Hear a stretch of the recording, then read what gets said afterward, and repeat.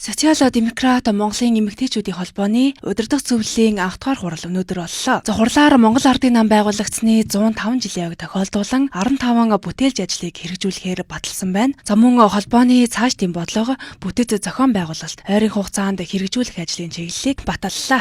За анх дахь хуралдаанаар бид цаашдаа 2026 онд Монгол Ардын намын 105 жилийн ойн хүрээнд 15 бүтээлч ажил хийхээр энэ ажлын төлөвлөлтөө баталлаа.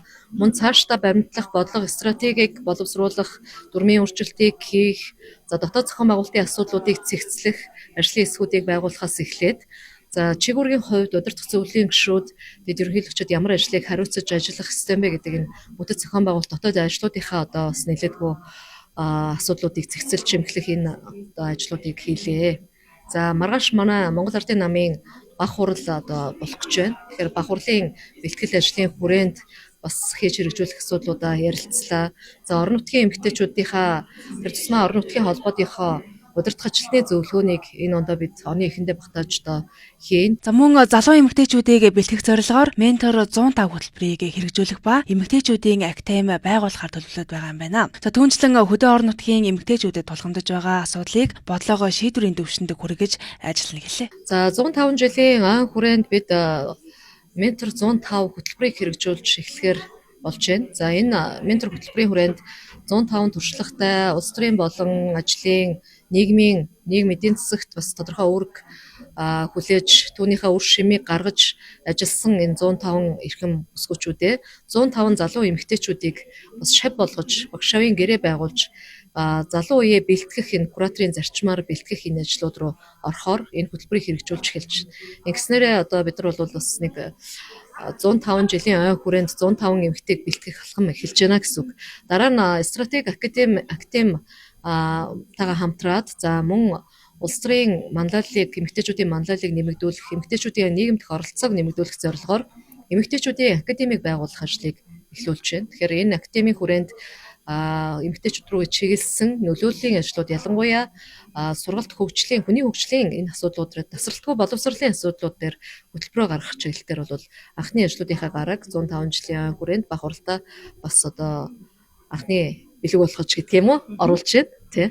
За удирдах зөвлөлийн гишүүдийн зүгээс түүний дэвшүүлсэн 5 тулгуурт хүүмэн санаачлах нь зөвхөн эмэгтэйчүүдэд чиглэсэн бус Монгол улсын хөлбөмбөрийн зах зээл эдийн засгийн өсөлтөд эерэг нөлөө үзүүлнэ гэдгийг онцоллоо.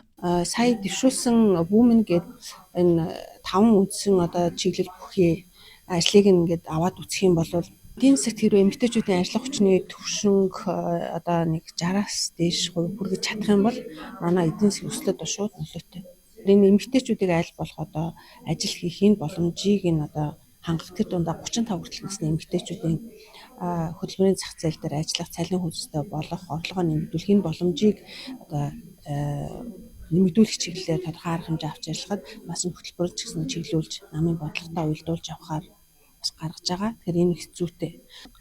Тэгэхээр энэ үндэсний хэмжээний эмэгтэйчүүдийн байгууллагын дэвшүүлэн тавьж байгаа бодлого зорилт бол цаашлаад улс эх орны хэмжээнд хуульчлагддаг, хөрсөн дээрээ буудаг, эрх зүйн хүрээнд ч гэсэн энийг ажил болгох нөхцөл боломжууд нь бүрддэг байх хэрэгтэй гэж ингэж боддог. Тэгэхээр яг энэ 5 тулгуурт бодлогыг бид нэр цаашлаад яг айл болгон руу яаж оруулах юм, эмэгтэй хүн болгонд яаж хүргэх юм, энэний төлөө зохицуулалтууд, тохируулгуудыг яаж хийх юм, улсын их хурал засгийн газрын төвшөндөө энэ бодлогыг маань бас анзаарч үзээд аваад явчаасай. Тэгэд эннийхээ бодит үр дүн хэмжээний зохион байгуулалтууд хийгдээсэй гэж бодож байгаа. Шинээр сонгогдсон ерөнхийлөгч маань өөрийнхөө бодлогыг танилцуулж орж ирсэн.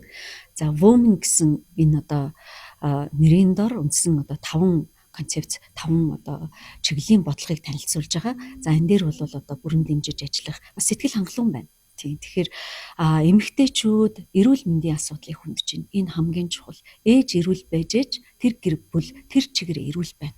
Тэр гэр бүл тэр чигээр аз жаргалтай амьдрна. Эрүүл хүүхэд төрнө, эр нөхөр нь эрүүл байна, тийм ээ? Өр удам судар тэр чигээр эрүүл байна. Тэгэхээр энэ бол зайлшгүй энэ тэргүүний нийгмийн тэргүүлэх салбарч гэж эрүүл мэндийн салбарыг авч үздэг энэ дагууга. Тэгээд дээр нь Монгол Улсын засгийн газраас яг энэ бодлогыг дэмжихэд бол маш хурдцтайгаар их дэмжлэг үзүүлэх нь тодорхой болчлоо. Тэгээд энэ дээр бол сэтгэл хангалуун байна. За ийхүү социал-демократ Монголын эмэгтэйчүүдийн холбоо анхны хурлаараа бүтэц зохион байгуулалтаа тодорхойлж эмэгтэйчүүдийн оролцоо манлайллыг дэмжих чиглэлд дээрх ажлуудыг төлөвлөд байна.